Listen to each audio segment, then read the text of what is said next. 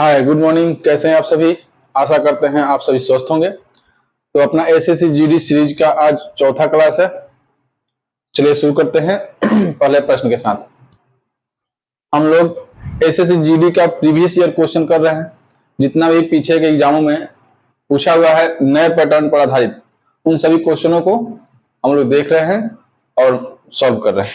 तो चलिए शुरू करते हैं। आज का पहला प्रश्न है, सोनल और अर्जुन मिलकर एक काम को 57 दिन में करते हैं। फिर अर्जुन और रोहन उसी काम को 38 दिन में, और रोहन और सोनल फिर उसी काम को 38 दिन में पूरा कर सकते हैं। तो सोनल, अर्जुन और रोहन मिलकर उस कार्य को कितने दिन में पूरा कर सकते हैं, ये अपना क्वेश्चन। शुरू करें? ठीक है, चलो देखिए नाम क्या क्या है जी। सोनल है प्लस अर्जुन है, और ये 57 दिन में काम को कर रहे हैं। याद रहेगा? हाँ जी। अर्जुन और रोहन, अर्जुन प्लस रोहन, ये कितने दिनों का है जी? 38 दिन में। अच्छा जी। फिर रोहन और सोनल, रोहन और सोनल इसी काम को कर रहे हैं फिर 38 दिन में। इसको थोड़ा सा इधर लिखते हैं, यहाँ डब्ल्यू लिखते हैं। फिर रोहन प्लस सोनल इसी काम को फिर 38 दिन में करते हैं। ये रहा अपना टाइम, है ना जी। शुरू करें? चलिए। याद होगा, जो लोग ऑफलाइन जानते पढ़े हैं वो तो उनको तो पता है, लेकिन जो लोग वीडियो में देख रहे हैं और अभी तक टाइम एंड वर्क नहीं पढ़े, उनके लिए थोड़ा सा मुश्किल तो लगेगा ही। जो लोग पढ़े हैं उनको दिखेगा कि हाँ क्या बन रहा है और क्या हो रहा है। ठीक है, बहुत ही आसान हो जाएगा। चलिए, या फिर जो लोग भूल गए होंगे, पढ़े हैं भूल रहे हैं, उनके लिए एक बहुत अच्छा गाइड हो जाए। या फिर जो नहीं भी पढ़े हैं तो इस मेथड को याद कर लेना है जो हम अभी बोल रहे हैं। ठीक है, जो समझा रहे हैं ना, लगभग हर जगह यही लागू होगा। हमने बोला था अभी आज एसएससी जीडी सीरीज का ये 4 नंबर क्लास है। इसके पहले 3 क्लास निकल चुका है। वहां भी टाइम एंड वर्क से क्वेश्चन आया हुआ था पीछे एक क्लासों में, वहां भी हमने किया था। जब 2 यूनिट में रहता है टाइम, बताना शुरू करें? चलिए ओके।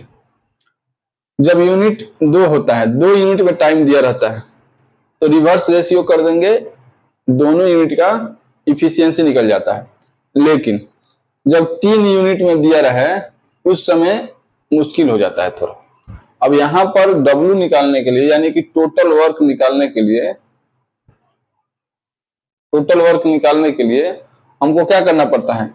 एलसीएम लेना पड़ता है, लघुत्तम लेना पड़ता है। ठीक है, क्या लेना पड़ता है? एलसीएम। तो एलसीएम लेगा ना जी, ले लेते हैं। यहां नीचे ले लें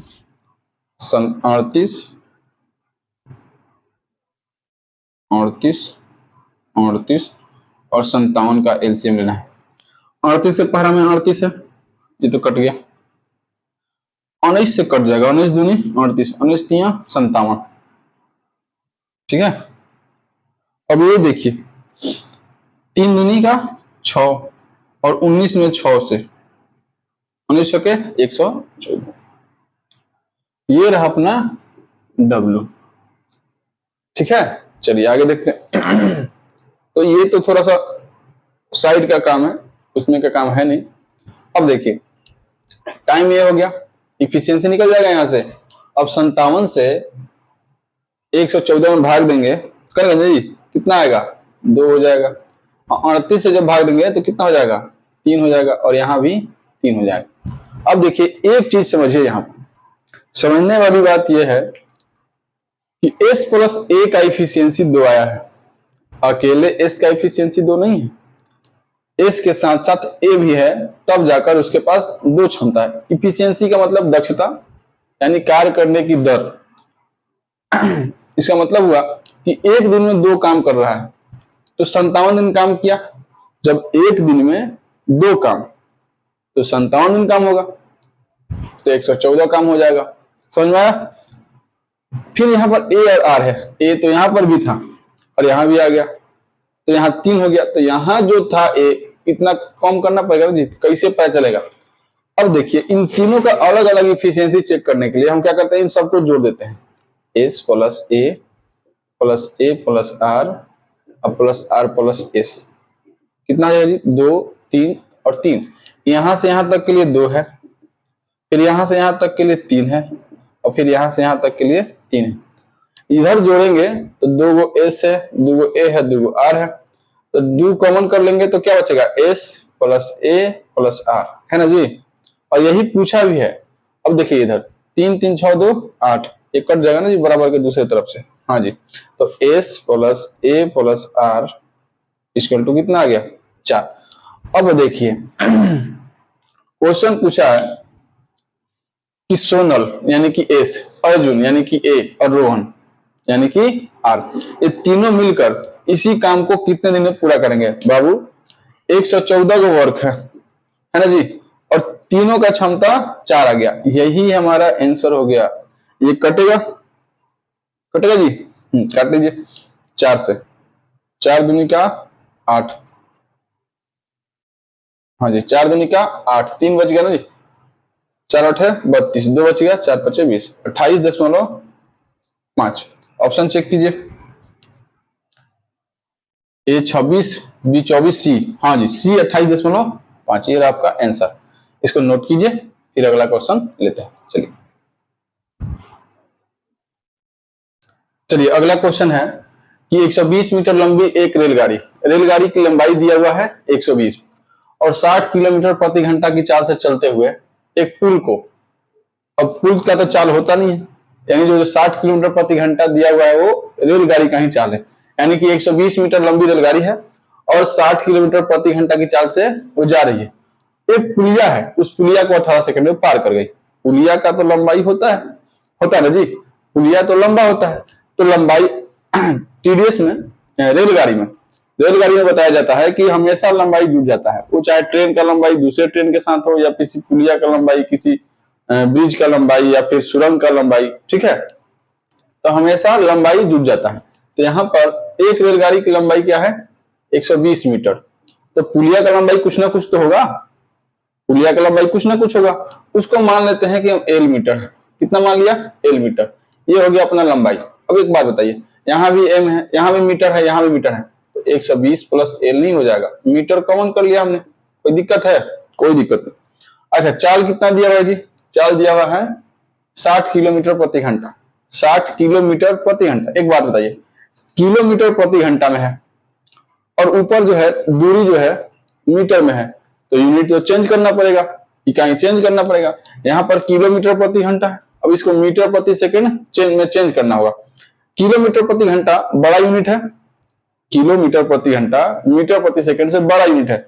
अब बड़ा से छोटा में हमको जाना है, तो छोटा में जाने के लिए क्या करना पड़ता है कि 18 से भाग करना पड़ता है, यानी कि ऊपर क्या बच गया 5।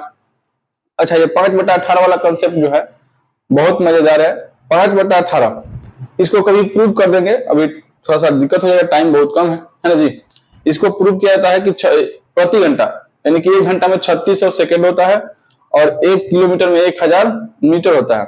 उसको जब कट करते हैं ना, जब पूरा बराबर करते हैं, तो ये अपना 5/18 आकर यूनिट आता है। अब इसी को पलट कर उलट कर गुना करते रहते हैं। अगर किलोमीटर प्रति घंटा दिया हुआ है तो 5/18 से गुना करते हैं तो मीटर प्रति सेकंड में चेंज हो जाता है, यानी कि छोटा यूनिट में बदल जाता है। और जब छोटा यूनिट दिया रहता है और उसमें 18/5 से, यानी कि छोटा से जब बड़ा में जाना होता है, तो बड़े वाले जो अंक हैं, संख्या है बड़ा वाला 18, उससे गुना कर देते हैं और नीचे 5 से भाग करते हैं, तो फिर छोटा से बड़ा यूनिट में बदल जाता है। अब देखिए यहाँ ये हो गया मीटर प्रति सेकंड में, और बराबर कितना दिया जी 18 सेकंड में पार कर गया, है ना जी, 18 सेकंड में पार कर गया। यहाँ पर थोड़ा सा कुछ नहीं करना है, थोड़ा सा बिल्कुल सिर्फ इसको सजा देना है।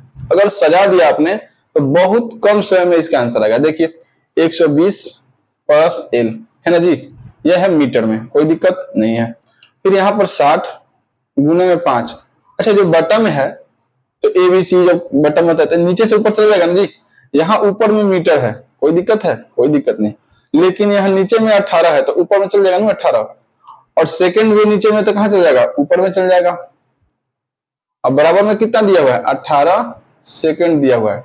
अब एक बात बताइए, 18 सेकंड से 18 सेकंड नहीं कट गया, 18 सेकंड से 18 सेकंड कट गया, और मीटर से मीटर नहीं कट गया, यहाँ 1 बचा, बचा ना जी, यहाँ कितना बचा 1। अब 6 5 30, 300 हो गया, यहाँ 300, यहाँ 1 से गुना हो जाएगा तो 120 प्लस एल इक्वल टू 100 नहीं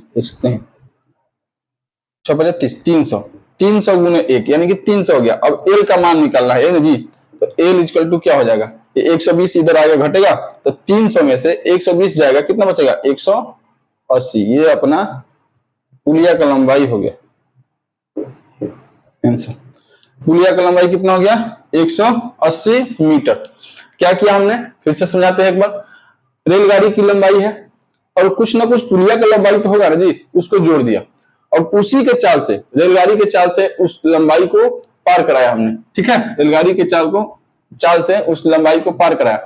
चाल जो था किलोमीटर प्रति घंटा में था, उसको चेंज करके हमने मीटर प्रति सेकंड में कर लिया। अब जब हम इसको सजाने के लिए गए तो नीचे 18 सेकंड था तो ऊपर चला गया और बराबर में 18 सेकंड था, कट गया। अब यहाँ 1 बचा और नीचे 5 गुने 60 बचा, गुना हो गया 300 हो गया। अब कुल मिलाकर 120 प्लस एल बराबर 300 आ गया। यहाँ एल का मतलब हुआ प्लेटफॉर्म की लंबाई, यानी कि प्लेटफॉर्म नहीं पूछा जी, पुलिया पूछा है, पुलिया की लंबाई। अब यहाँ एल का मान निकाल दिया हमने 180 मीटर, अपना आंसर आ गया। अब ऑप्शन चेक कर लीजिए, पहले ऑप्शन में है 180, बाकी कहीं नहीं। छाप लीजिए इसको।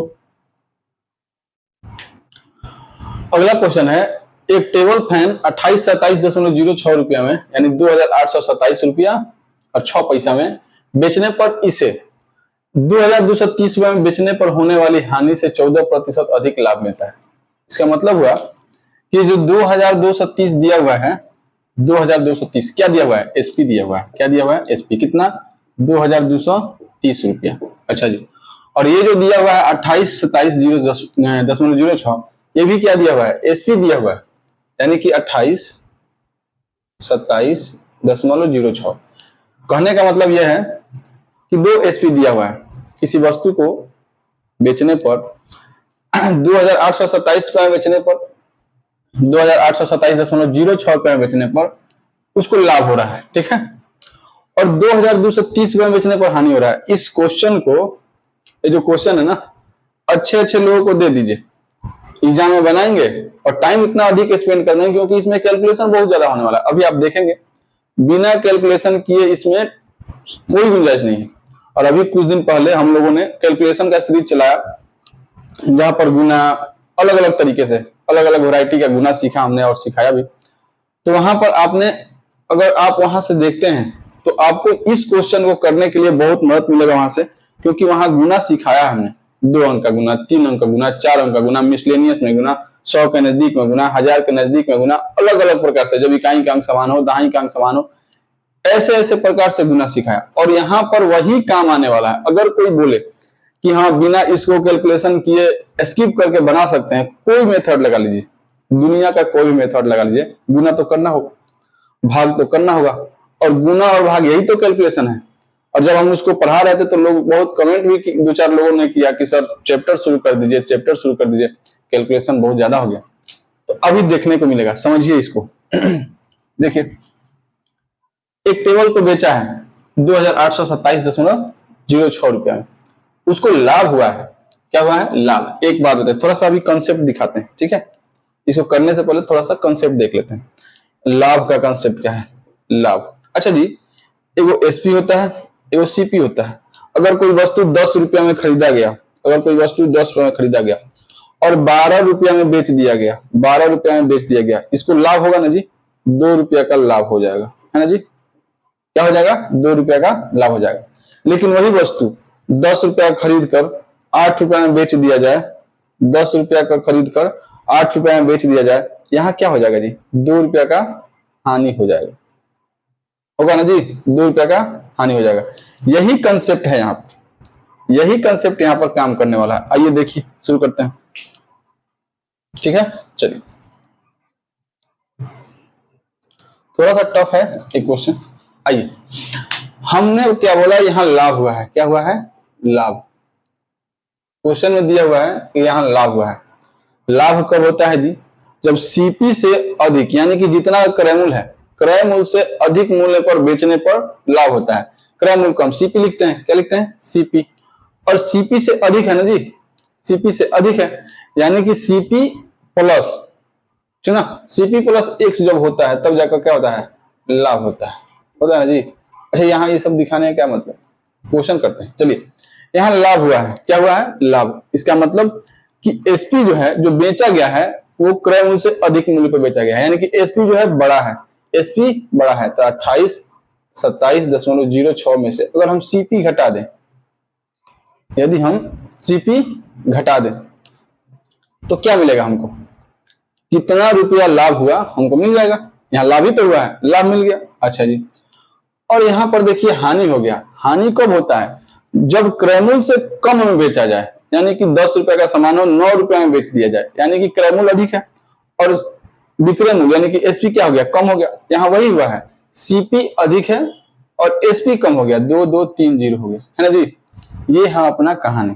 अब बात समझने की यह है कि ये दोनों बराबर नहीं है, ये दोनों बराबर नहीं है, ये लाभ है और ये हानि है। बोला है कि लाभ जो है 14% अधिक है, ये लाभ है ना जी, ये क्या है, ये लाभ है और ये हानि है। ये लाभ है और ये हानि है। बोला है कि लाभ जो है हानि से 14% अधिक है, ये वाला ज्यादा है। जब ये ज्यादा है तो इसको जोड़ना पड़ेगा, यानी यहां पर इसको 114 करना पड़ेगा। कितना करना पड़ेगा जी, इसको 114% करना पड़ेगा। 114% करने का मतलब हुआ कि 114 गुना में और बटे में 100, प्रतिशत का चिन्ह चेंज हो गया। अच्छा जी, अब ये दोनों आपस में क्या हो गए, बराबर हो गए। अब ये क्या हो गए, आपस में बराबर हो गए। अब इसको सिर्फ समीकरण करना है। देखिए 100 से यहाँ गुना होगा तो 2 दशमलव, यहाँ पर दशमलव के बाद 2 अंक है और यहाँ 100 से गुना होगा, वो तो बैलेंस हो जाएगा। तो यहाँ हो जाएगा 2822706 और माइनस 100 सीपी इक्वल टू, ये 14 से गुना होगा तो कितना हो जाएगा, 114 सीपी माइनस। अब यहां देखिए, अब मजा आएगा। यहां पर हमको कैलकुलेशन करना है फिर से, यानी कि 2230 में 114 से गुना करना है। हमने क्या बोला, कैलकुलेशन जब सिखाया हमने उस समय हमने आपको दिखाया कि 3 अंक का गुना, यहां पर देखिए 0 है ना जी, 0 किसी संख्या के अंत में हो, आखिर में हो, तो उस 0 का वैल्यू क्या है कि किसी भी संख्या को उस जो संख्या दिया हुआ है उसमें गुना कीजिए और लास्ट में अंतिम टाइम में 0 लगा दीजिए। तो हम कुछ देर के लिए इसको मान लेते हैं कि इसको हटा लिया हमने, ठीक है। अब दिख रहा है 223 गुने 114। अब थोड़ा सा यहाँ दिखाते हैं, फिर मिटा देंगे, ठीक है। यहाँ दिखाते हैं 223 और 114 का गुना करना है ना जी, 3 अंक का गुना है ना जी। अब कैसे भी करने जाएंगे, गुना तो करना है, तो क्यों ना हम वैसे करें जिससे कि समय बचे। अगर हम 20 सेकंड भी बचा लेते हैं गुना करने में, अगर गुना करने में अगर हम आधा मिनट लगा दिए, 30 सेकंड लगा दिए, तो फिर क्वेश्चन कब करेंगे, ठीक है। तो यहाँ गुना करने में अगर हम 10 सेकंड या 5 सेकंड में गुना कर लेते हैं और हमारा 20 सेकंड बच जाता है, 25 सेकंड बच जाता है, तो वही तो काम आएगा इसको बनाने में, सॉल्व करने में। और एग्जामिनर यही चाहता है कि हम अपना टाइम वेस्ट कर दें, टाइम यही खत्म हो जाए और शुरुआत में ही दिया रहेगा ऐसा क्वेश्चन जहां पर टाइम खत्म हो जाता है और आखिर में जाते जाते आपका बनाने आता है, क्वेश्चन बन जाएगा लेकिन टाइम खत्म हो जाता है। तो देखिए गुना करते हैं। अगर गुना नहीं समझ में आया पूरा तो प्लेलिस्ट में जाकर या फिर डिस्क्रिप्शन में लिंक डाल दिया जाएगा वहां पर कैलकुलेशन का, वहां से 29 वीडियो है, वहां पर गुना बहुत अच्छा से सिखाया गया है, वर्ग सिखाया गया है, वर्गमूल सिखाया गया है, घन सिखाया गया है और घनमूल सिखाया गया है। वहां से देख लीजिए या फिर अपने उड़ान कॉम्पिटिटिव जोन के चैनल पर प्लेलिस्ट पड़ा हुआ है, वहां से देख लीजिए। फिर 4 तिहाई 12 हार्सिन 1 और 4 दूनी 8 और 3 एकम 3, 8 3 11, 11 1 कितना हो जाएगा जी 12 हार्सिन 1, 4 दूनी 8, 3 एकम 3, 8 3 11, 2 एकम 2, 11 2 13, 13 1 14 हार्सिन 1, 2 एकम 2, 2 एकम 2, 2 2 4 1 हार्सिन 5 और 2 एकम 2 कितना हो गया 25422। कितना गया जी 25422। तो समझने की बात यह है कि यहां जब हम गुना किए 114 से तो कितना हो गया 25422। और यहां देखिए एक 0 था ना जी, इसमें इसको ऊपर से लगा लिया। ये हमारा कैलकुलेशन हुआ। कितना टाइम बच गया, बचा। अब देखिए आगे चलते हैं, इसको तो हटा देना है ना, इसको हटा दे। चलिए अब देखिए अपना कहानी यहां तक पहुंच गया। ये लाभ था, ये हानि था, तीछा तीछी गुना कर दिया, ये इतना हुआ और ये वाला इतना हो गया। अब यहां से देखिए ये जो है प्लस में है, और ये जो है प्लस में है, और सीपी सीपी दोनों तरफ है। तो एक जाति वाले दूसरे अपने जाति के पास जाएंगे ना जी दूसरे तरफ, तो ये माइनस में इधर जाएगा तो प्लस में हो जाएगा। कितना हो जाएगा जी प्लस में, तो जुड़ जाएगा दोनों। तो 6 और 0 कितना हो जाएगा 6, 0 और 2 कितना हो जाएगा 2, यहाँ है 4 और यहाँ है 7, 4 7 11, ठीक ना। हार्सिन 1 5, नहीं दूसरा गलती हो गई, 1 मिनट 0 और 6 हो जाएगा, 2 0 2 हो जाएगा, 2 और 7 9 हो जाएगा, 4 और 2 6 हो जाएगा, 5 और 8 कितना हो जाएगा जी 13 का 3 हार्सिन 1 और 2 2 4 और 1 5, 53 69 26, इकाई दहाई सैकड़ा हजार 10 लाख, 5,36,926 हो गया। और इधर बराबर के दूसरे तरफ 114 सीपी है, इधर माइनस में है, इधर आएगा तो क्या हो जाएगा प्लस में जाएगा, 100 जुट जाएगा तो कितना हो जाएगा 114 और 100 214 सीपी। ये अपना यहां तक आ गए हम लोग। अब यहां से क्या निकल कर आ जाएगा सीपी निकल कर आ जाएगा। क्या निकल कर आ जाएगा सीपी। फिर देखिए फिर यहाँ गुना भाग करना है ना जी, भाग नहीं सकते कैलकुलेशन से, फिर गुना भाग करना है, करते हैं 2 से काट लेते हैं, कितना हो जाएगा 107 इक्वल टू, यहाँ 2 से काट लेते हैं कितना हो जाएगा जी, आइए 2 दूनी का 4, यहाँ कितना बच गया 1 बच गया ना जी, 6 दूनी का 12, फिर 1 बच गया 16 हो गया, 8 दूनी का 16, फिर यहाँ कितना हो जाएगा ये 4 दूनी का 8 और यहाँ 6 दूनी का 12 और यहाँ कितना हो जाएगा जी 3 दूनी का 6, क्लियर है। यानी कि 26 84 63। अब यहाँ पर सीपी है, हम सीपी निकाल लेते हैं, सीपी इक्वल टू लिख लेते हैं यहाँ 26 84 63 और बटे में कितना 107, ये हमारा सीपी आ गया। क्या आ गया जी ये हमारा सीपी आ गया। अब समझने की बात यह है कि अब बोला है कि हमको 14% का लाभ चाहिए। अभी तक हम लोगों ने क्वेश्चन को सीधा किया, यहां तक आए तो हमारा सीपी निकल गया। अब यहां से निकालना है हमको प्रॉफिट, कि कितना प्रॉफिट करने के बाद आएगा। थोड़ा सा जगह कम पड़ रहा है, चलिए इसको सॉल्व कर,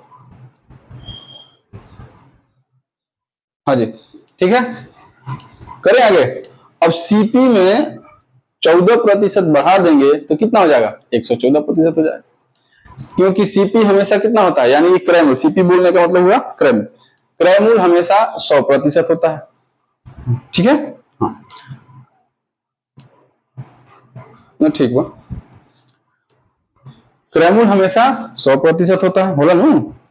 अब हमें 14% बढ़ावे को, हाँ 100% में 14% जोड़ देंगे कितना हो जाएगा 114%, यही तो लाभ होगा। यानी कि सीपी कितना दिया हुआ है 26 84 63, लिखे यहाँ पर 114%, बढ़ाना है हमको 114 बटे 100, गुना कर देंगे कितना से कितना में 26 84 63 बटे 107, ठीक है बटे 107।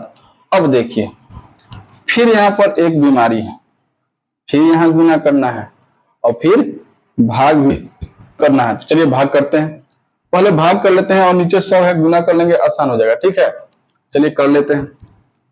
107 में 268 से, अच्छा एक बात बताइए 7 दूनी का 14 214 होगा ना जी, इतना तो कट जाएगा 2 बार में, लेकिन बचेगा अभी कितना बचेगा जी, यहाँ 14 होगा तो कितना बचेगा, यहाँ बचेगा 4 और यहाँ बचेगा 5 बचेगा ना जी। तो 5 कैलकुलेशन कर लेते हैं फिर दिखाते हैं, 2 6 8 4 6 3 और यहाँ 107 है ना जी। चलिए 7 दूनी का 14 तो 214 हो जाएगा, घटेगा ना जी, यहाँ 4 हो जाएगा, यहाँ कितना हो जाएगा 5 हो जाएगा, ऊपर से कितना आ जाएगा 4, फिर 5 बार में ले लेंगे 7 बचे 35 होगा ना जी 35 और यहाँ 5 हो जाएगा 35, 44 में से जब घटेगा ना जी कितना आएगा 9 हो जाएगा, ऊपर से क्या आएगा 6, अब कटेगा नहीं तो 0 जाएगा ना जी 0। अब जब 0 जाएगा तो ऊपर से क्या आ जाएगा 3, तो 7 9 63 कितना होगा 2509, कितना हो जाएगा 2509। ये कटेगा जब, इसको जब हम काटेंगे तो आएगा 2509, कितना आ जाएगा जी 2509, कट गया 2509 से कट गया, यानी 114 गुने 2509 और बटे कितना हो गया 100। फिर से एक बार गुना करना है, गुना करेंगे और उसके बाद आंसर आ जाएगा। अब फिर गुना करेंगे, फिर मेथड दिखाना पड़ेगा, यहाँ मिसलेनियस वाला लगेगा, यहाँ अब मिसलेनियस वाला लगेगा ना जी। अब 114 का गुना करना है कितना से 2509 और 114, याद होगा मिसलेनियस में सिखाया। ये ऊपर वाला 4 अंक में है, नीचे वाला 3 अंक में है, इसको गुना कर लेंगे, ठीक है। यहाँ 0 लगा लेंगे, 4 अंक का हो गया। अब 4 अंक का गुना तो हमने सिखाया है, आप जाइए प्लेलिस्ट पर, वहां देखिए कितना कैलकुलेशन करवा रहा है, देखिए समझ में आ रहा है। इस क्वेश्चन को अगर पहले आपने उठा लिया, हो गया छुट्टी, है ना जी। चलिए, नचो के 36 हारसिन 3, और यहाँ 0 से गुना हो जाएगा तो 0 हो जाएगा, 9 और 9 3 12 हारसिन 1, 4 5 20, 20 को 9 को 29 हो, ये तो 0 हो जाएगा, 29 और 1 30, हारसिन कितना हो जाएगा जी 3, 4 दूनी का 8, ये 0 हो जाएगा, और 5 8 5 13, 13 3 16 हारसिन 1, फिर कितना हो जाएगा जी, यहाँ 4 तक हो गए। यहाँ से छोड़ देंगे ना जी, 2 एकम 2 और 5 7 गो और 1 8 गो, कोई हारसिन नहीं। फिर ये छूट गया, 2 एकम 2 0, कितना हो जाएगा 2, और ऊपर से 0 हो गया, यानी 28 60 26 हो गया। कितना हो गया 28 60 26, और बटा में क्या है 100 है, कट जाएगा, 10 लगे 28 26, ये अपना हुआ आंसर। मैच कीजिए तो जी 28 60, पहला ऑप्शन है 28.60 26, 28 का इतना कैलकुलेशन 2860.26, यानी कि 2860.26, ये अपना आंसर हुआ, ठीक है। चलिए, ये 100 है तो 10 लगा दिए 2 अंक के बाद, नोट कीजिए इसको। अगला क्वेश्चन है, एक कपड़े की दुकान ने शर्ट पर 30% की छूट की घोषणा की। रिवान छूट में 810 रुपया बचाना चाहता था।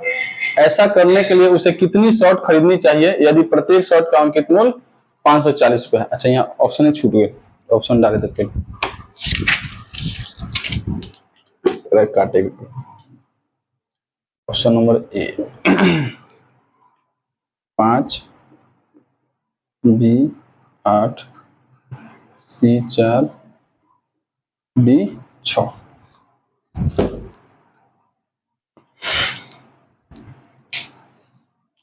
अगला क्वेश्चन है, एक कपड़े की दुकान ने शर्ट पर 30% की छूट की घोषणा की। रिवान छूट में 810 रुपया बचाना चाहता था। ऐसा करने के लिए उसे कितनी शर्ट खरीदनी चाहिए यदि प्रत्येक शर्ट का अंकित मूल्य 540 रुपया है।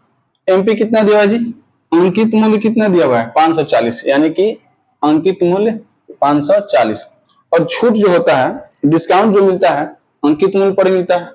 डिस्काउंट किस पे मिलता है, अंकित मूल्य पर मिलता है। और छूट कितना है 30%, इसका 30% छूट है, यानी कि 10% कितना हो गया 54, तो 3 से गुना कर देंगे 30% हो गया। 3 बार 8 1, अब 15 1 16, 162 रुपया का छूट हो गया। कितना का छूट हो गया 162 रुपया का, यानी एक शर्ट खरीदेगा तो 162 रुपया की बचत होगी। एक शर्ट खरीदेगा तो 162 रुपया की बचत होगी, और उसको कितना बचत चाहिए 810 रुपया का। अब 810 रुपया के बचत के लिए उसको कितना शर्ट खरीदना होगा, जब एक शर्ट पर 162 से पता कर लेंगे ना जी, कितना 5 5 दूनी का 10, कितना शर्ट खरीदना पड़ेगा जी 5, यानी 5 शर्ट उसको खरीदना है। ये अपना आंसर हो गया, ठीक है, बहुत आसान था। चलिए छापे इसको।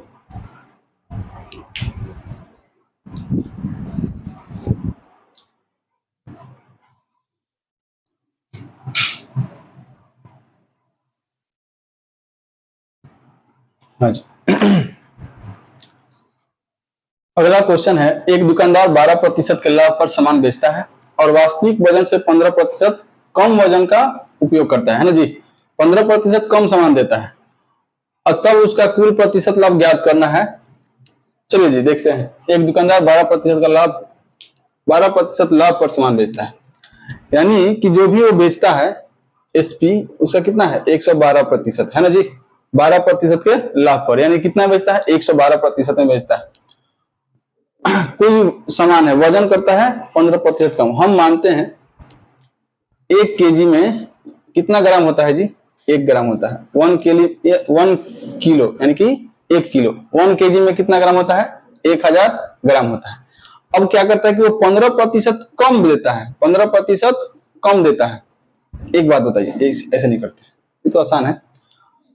1000 का 15% कितना हो जाएगा, 10% 100 हो जाएगा, 1% 10 हो जाएगा। तो जब 1% 10 है तो 15% कितना हो जाएगा जी 150, यानी कि 150 कम हो जाएगा, कितना हो जाएगा 850 होगा। कितना हो जाएगा जी 850, यानी 850 ग्राम जब बेच रहा है तो उसको 112% का लाभ हो रहा है। ऐसे लिखते हैं थोड़ा सा दूर,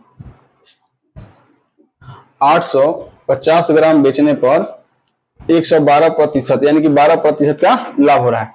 तो यदि वो पूरा का पूरा सामान देगा, जिस समय वो 1 किलो देगा यानी 1000 ग्राम देगा, तो उसको कितना लाभ होगा, 1000 बटे में कितना हो जाएगा जी 850 ग्राम, ग्राम से ग्राम कट गया, 0 से 0 कट गया, यहाँ हो जाएगा 17 और यहाँ हो जाएगा 20, गुना हो जाएगा ना जी, 2240 बटे में कितना हो जाएगा जी 17, कटेगा कितना हो जाएगा 17 एकम 17, 5 हो गया, 17 3 51, 30 हो गया, और 17 एकम 17 दशमलव, फिर 7 और 6, ये अपना आंसर होगा, है ना जी, 131.76। ऑप्शन चेक कीजिए 25। अच्छा अच्छा, इसमें सीपी भी तो है, ये क्या है एसपी है, इसमें लाभ हुआ है। यहाँ पर 100% क्या होता है, 100% अपना क्रैमुल होता है, तो 100% निकल जाएगा, कितना हो जाएगा 31.76%। ऑप्शन नंबर सी छाप लीजिए, नोट कीजिए इसको।